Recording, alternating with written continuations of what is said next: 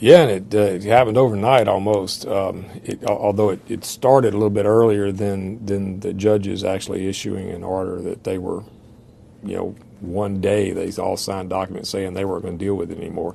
It was really under their purview. It was funded by a tax that the police jury called, but the police jury really didn't have day-to-day managerial authority over that. The court did.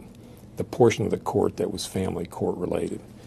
And there was a lawsuit out there that dealt with one of the children that was in detention.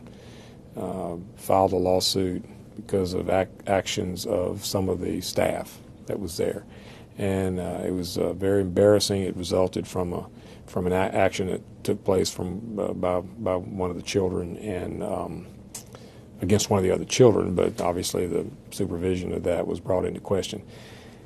And the court just, I think, realized that they were a court system. They were not a managerial system. That's not what they were built to do.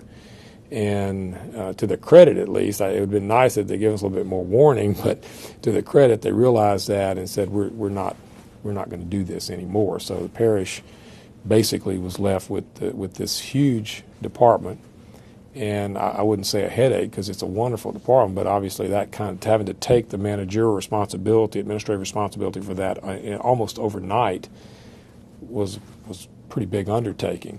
But I think the proof's in the pudding as to the fact that was the right thing to do. I mean, it is seen today as one of the premier programs of its kind anywhere, certainly in this state and really across the country. And some of the recognitions that they've gotten through the MacArthur Foundation and some of the other foundations that have contributed funds toward them as a model agency, I think that's proven to be it was proven to be the right decision to go ahead and put it under the parish's administrative arm.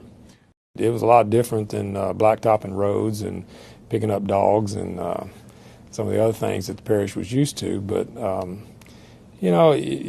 management, it is what it is. I mean, if you have good managers in place, regardless of what you're managing, they're going to be able to handle that. It's just particularly if you got the people within those specific departments that have the expertise, and we did. The people that were there, Martha Purnell was heading at the time, Dane Boland was there, Bill Summers. Those people had already been there. They knew what to do. They were not perhaps getting the kind of administrative and management support from the district court, not because the district court didn't want to, but that just wasn't that's not what they were built to do. And so I think it served everybody well.